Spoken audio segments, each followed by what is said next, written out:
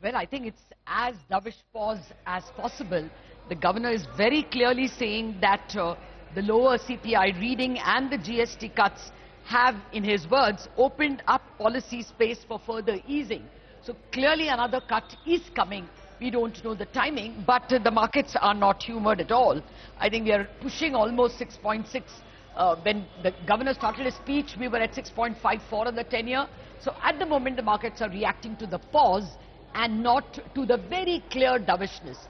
But beyond this, I think the Reserve Bank is almost opened up a whole constitution, a whole charter of banking reform. And there are plenty over there. The ECL is the most important. The glide path from is there after 2027, but it becomes applicable in April 2027. Most of the private sector banks seem to be already prepared. It's the PSU banks who are asking for the glide path, and that has also been given. There are also other advantages in terms of risk-based deposits, and then capital market lending. I think that is the big thing for the capital markets. So we have to watch out for how the stocks are performing. And I guess the banking sector will also have a shot in the arm. At least there is no rate cut now. At least there is no pressure on the margins now. Ritu, before I come to you, let me go to Upasna and Kaushik and the Economist. Upasna, what have you made of the announcement?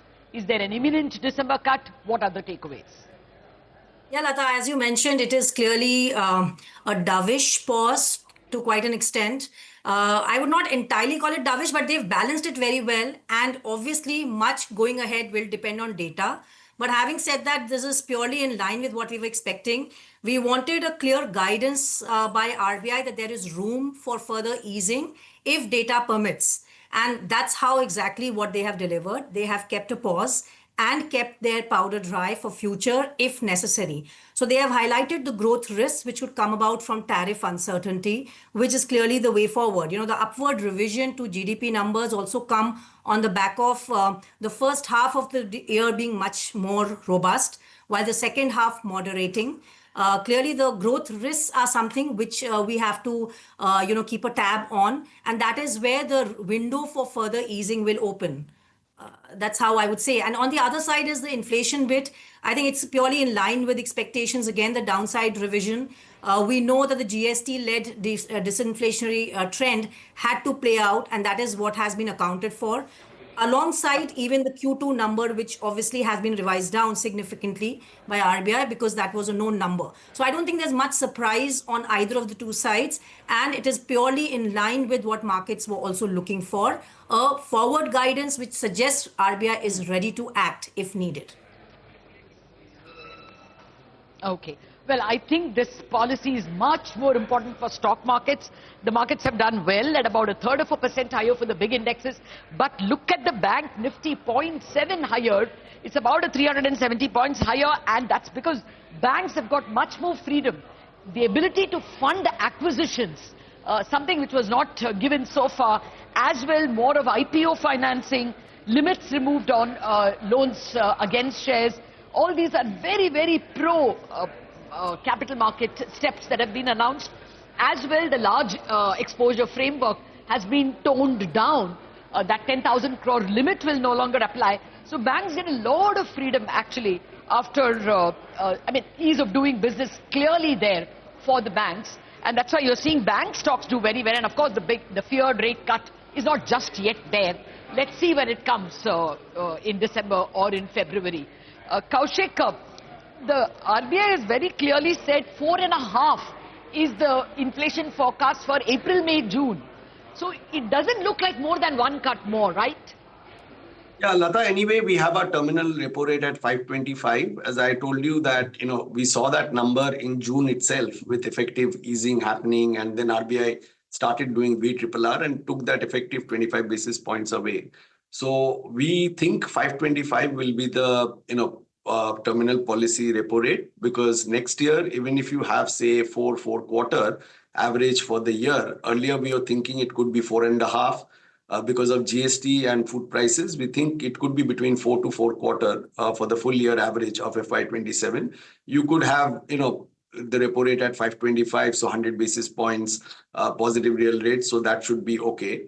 The only thing is, if you see whatever I said in your pre-policy discussion, that forward-looking growth would be revised down. If you look at January, March, RBI is saying growth is at 6.2. That is what they're expecting. And April, June, they're saying 6.4 instead of 6.6. So we are sub 6.5% for the first half of next year. And on inflation, as I told you, they'll bring it down to 2.6. They have done that. So from 3.7 or higher, we have gone down 100 basis points, and RBI still has not reacted. In my view, RBI could have cut rates today itself with all these arguments, but they've decided to hold on and do it in December. We'll see how that plays out for the bond market as well as the effective transmission. Because if you give a big gap between what happened in June and then if you're going to do in December, then you could argue it may not matter that much at the end of the year if you do a 25 basis points. But that is behind us. Now we know that RBI has held the policy rate where it is. We have to now see how the bond markets are reacting going forward and whether they are optimistic about expectation of rate cut in December, which in my view should come. The way RBI has phrased their statement, it looks like they're kind of indicating that they're okay to do the rate cut, but they were waiting for transmission and the fiscal and monetary policy, all this transmission to take place by November. Hopefully, we'll get to know where we stand on the tariffs as well, and what the Fed has also done beyond the rate cut that we saw in September, what's happened to the global economy. Fair point. We'll come back to you. Yeah, Kaushik, we have to look at all the banking steps because they're fairly important. This is as much a monetary policy as much as it is a banking regulator statement that has come, and the stock markets are reacting to that very strongly. I want to go to Ritu to summarize those actions, but Ritu, just hold on, one word from Rajeev as well. Bond market is almost pushing 6.6, Rajeev.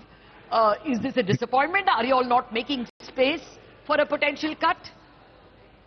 Yeah.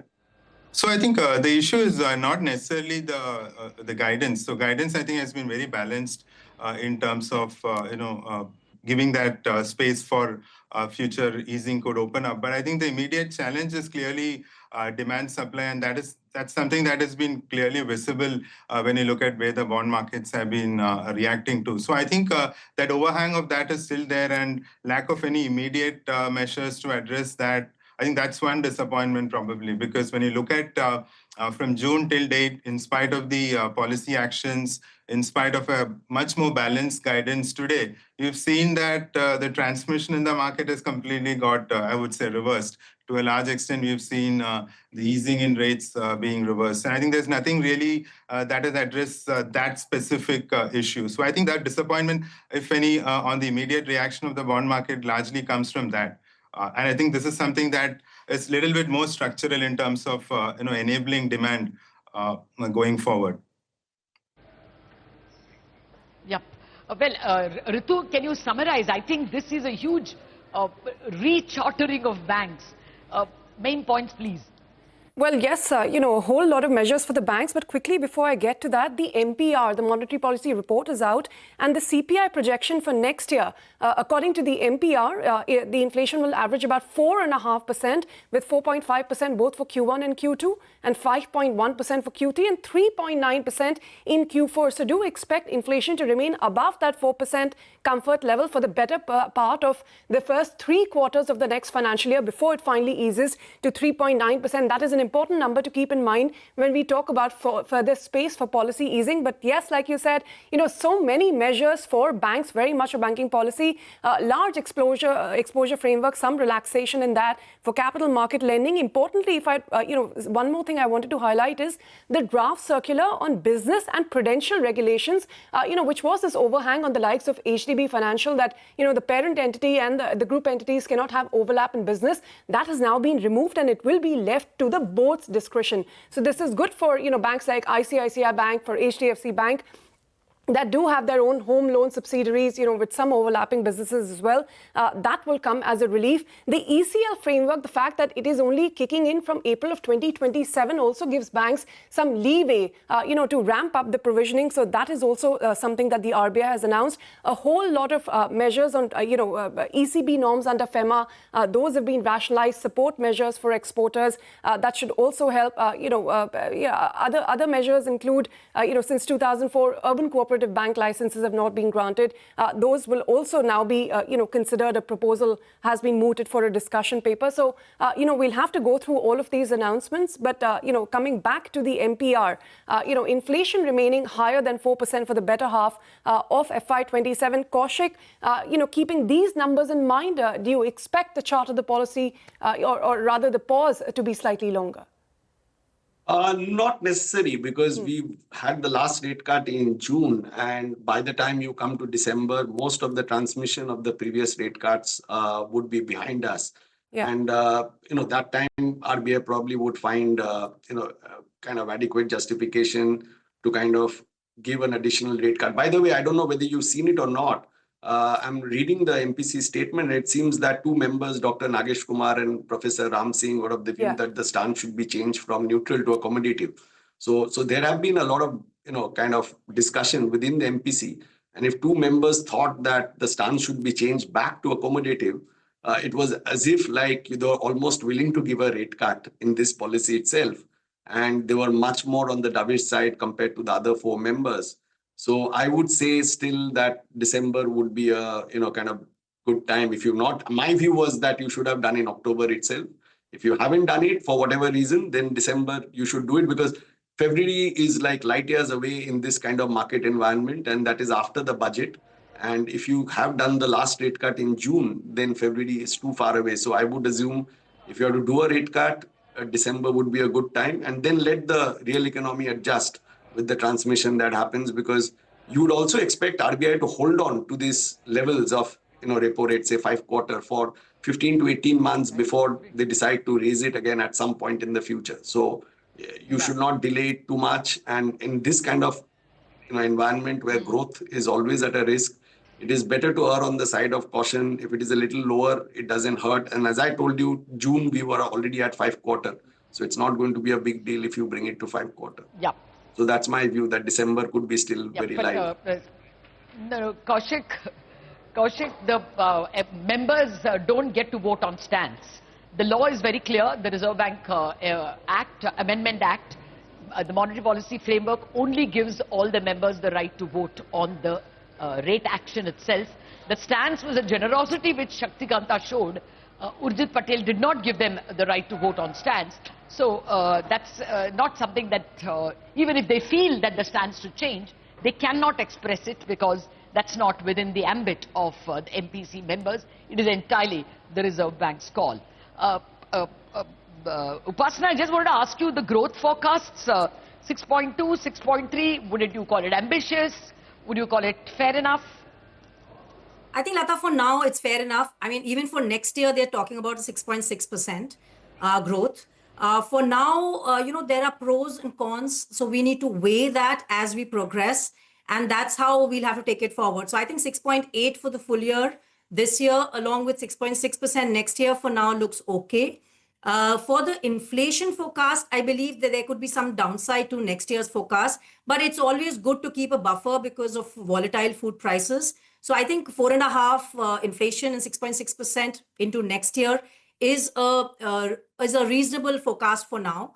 But just if I can step in for expectations, I too would agree on a December rate cut, because clearly beyond a point, if you keep pausing with transmission almost complete, then it's best to push forward, the kind of growth support that you would want to give. But I would also go one step further to say that there is a possibility of additional rate cut beyond just a 25 basis in the February policy. So by the time we exit FY26, our terminal rate could be closer to 5%. And just because liquidity, durable liquidity, should probably moderate into the fourth quarter, and RBI is looking to keep operating target rates closer to repo rate, it would be probably more wise to keep the terminal rate closer to 5 and keep the weighted average call rate also closer to 5% by the time we are exiting this year. All right, let me quickly just read out some more additional information that we've got from the MPR, apart from CPI. GDP growth, for FY27, at 6.6%, Q1 at 6.4%, Q2 at 6.6%, Q3 at 6.8%, and Q4 at 6.5%. These are numbers we're getting from the MPR. But importantly, while we're still awaiting the statement on development and policies to see more of these banking measures, some of the important ones, for instance, loans against shares to individuals, which was capped at 20 lakh rupees at the moment, has been raised 5 times to 1 crore rupees. So that is one of the important measures, that banks had also been suggesting, to the RBI that it has now brought in. We'll get you more details on that. Latha, large exposure framework norms as well. I think that'll be a key trigger as well, and a lot of easing as far as infrastructure financing. I think those are key measures that we'll watch out for. In the meantime, let me quickly ask Upasna again. Upasna, these banking measures aside, anything else that stood out from you from these MPR projections of CPI and GDP? As I said, I guess I'm looking for, I think there is some downside to the inflation forecast made by RBI, both for FY26 and 27, marginally lower. And that is exactly the reason I believe that there is room for monetary easing beyond just 25 basis. Even for GDP, we are at 6.5% next year at the moment. Obviously, the risks are skewed to the downside because we don't know how long this tariff uncertainty is going to persist. And it is going beyond just goods. It's going into services, how the current account deficit is going to worsen going into next year. Most of the risks that we are seeing from the services side are going to probably pan out into next year if the problem persists. So 6.6% GDP growth next year, I would say, has some amount of downside risk. But for now, probably 6.6 is okay to maintain. Okay. Upasna, Kaushik and Rajeev, thank you very much indeed for your time. We now have the big banker himself. Joining us now is the Managing Director and CEO of Bank of Baroda, Mr. Debadatta, joining us all the way from Frankfurt, where he is at a meeting. Thank you very much, Mr. Chand. Good morning to you. I'm sure it's very early morning over there. But the first point is there is no cut just yet. Is that a sigh of relief? The Reserve Bank seems to indicate there is space for one more cut. Thank you, Latha. I believe currently, because of the market scenario, the global scenario, it's better to keep our, the cut in the coming months rather than doing it now.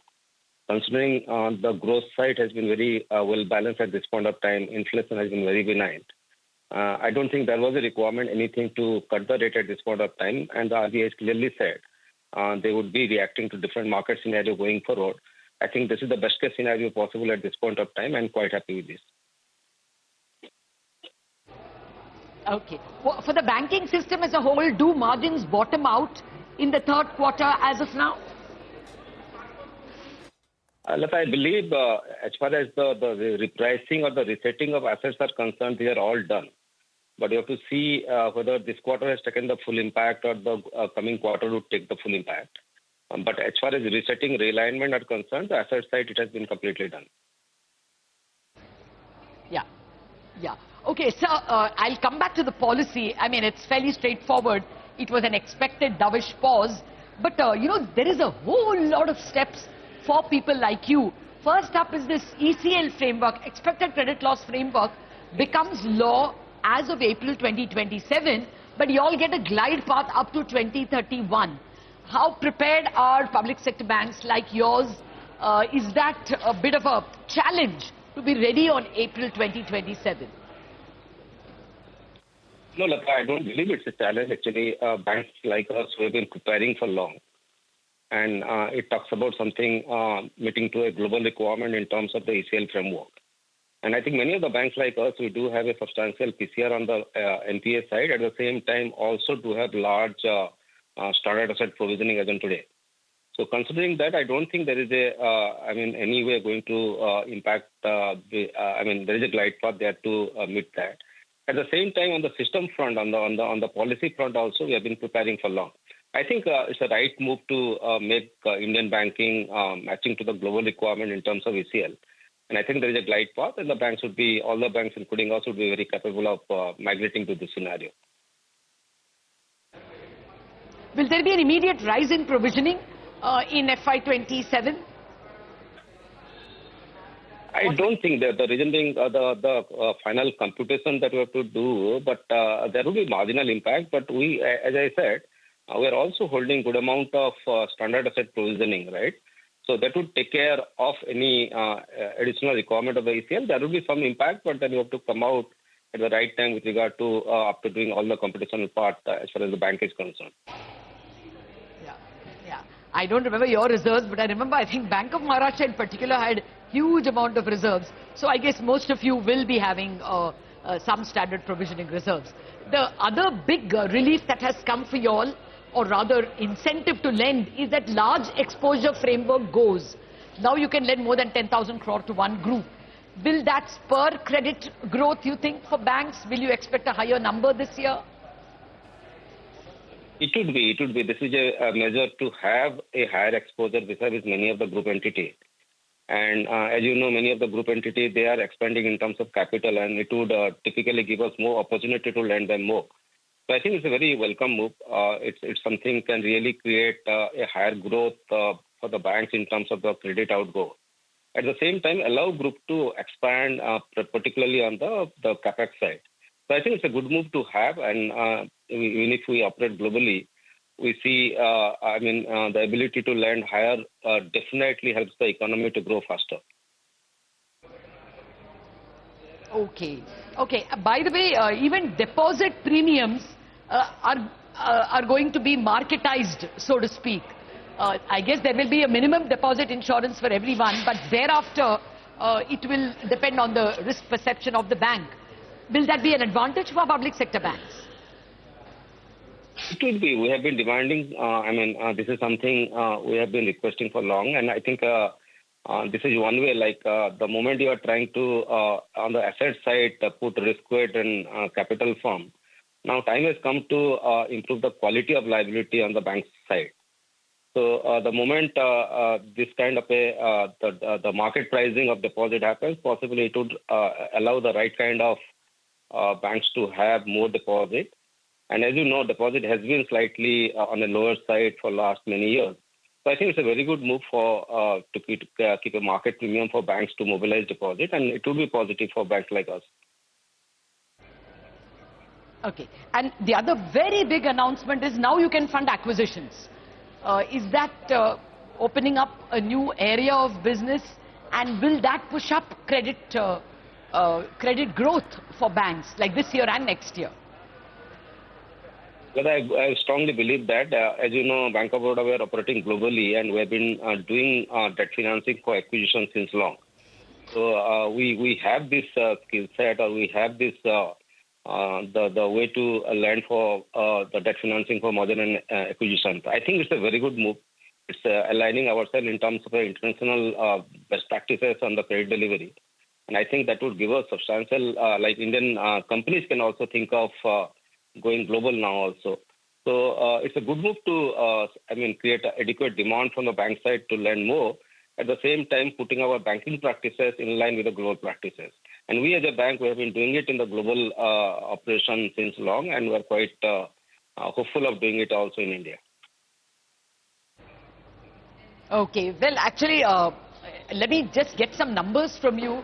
Do you think net interest margins will bottom out in Q2 or Q3? What's your expectation?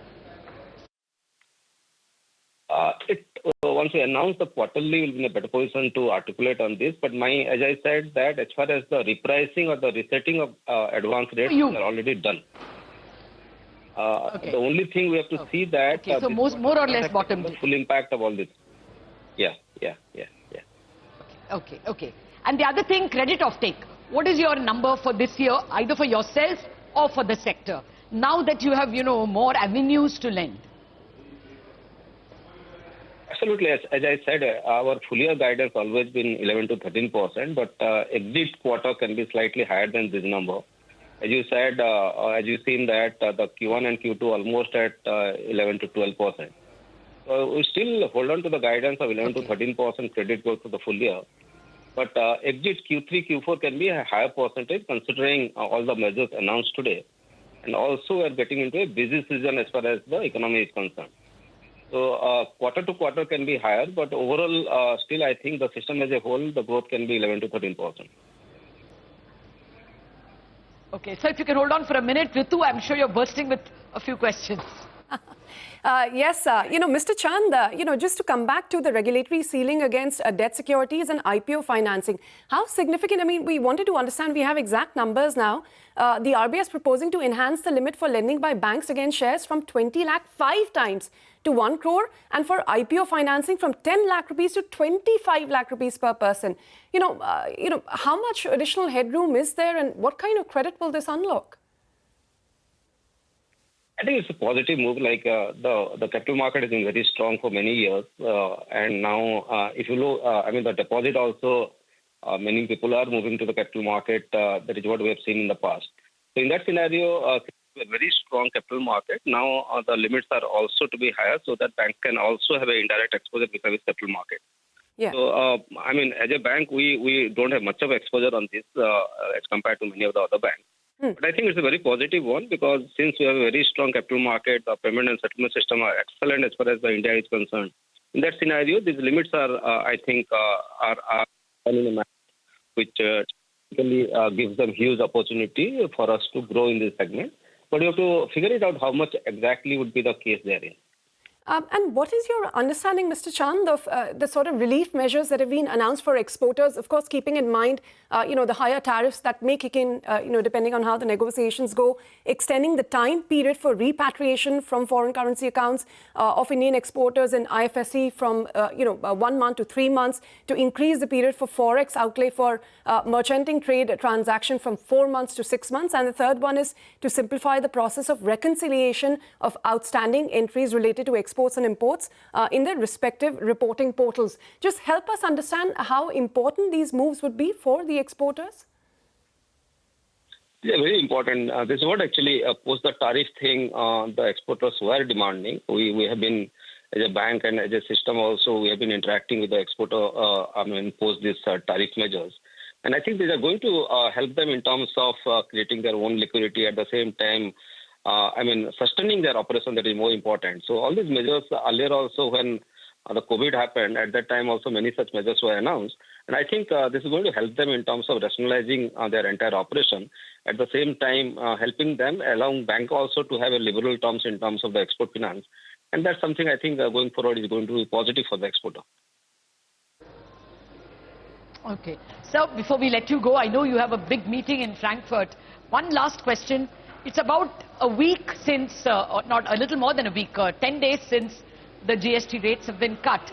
Are you noticing any spring in the step in terms of personal loans, retail loans, BNPL kind of loans? Any higher credit demand? It is so. Post GST, I think we had one of the very strong last 10 days of the auto loans, the demand. Actually, it went up by a significant amount day-to-day basis post the GST cut. So GST is going to spur the consumption. GST is going to spur the housing purchase, the auto purchase, and all those things.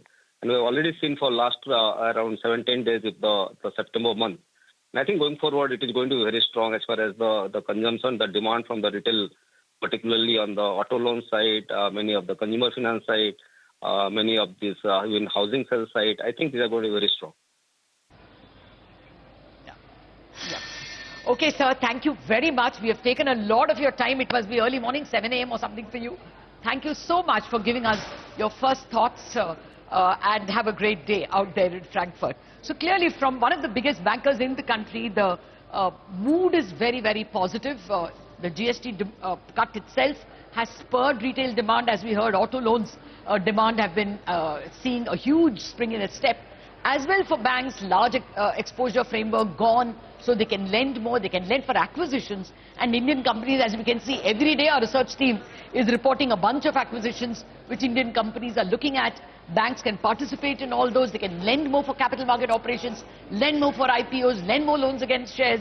So clearly there is a kind of a deregulation that has clearly set in, and that's very positive. And on the monetary policy side, well, bond markets are really unhappy. 6.6% on the 10-year. So bond market transmission is not going to happen. But looks like bank-related lending could find some kind of a recovery, some kind of a spring in the step. That's the word from the monetary policy that has been just announced by the Reserve Bank Governor, from Ritu and me. Thank you very much for watching. We will be back covering Mint Street at 12 noon when the Governor begins his press conference. For the moment, it's a break, and then there will be a lot of discussion with stock market stalwarts on what they made of the policy, especially for the banking sector.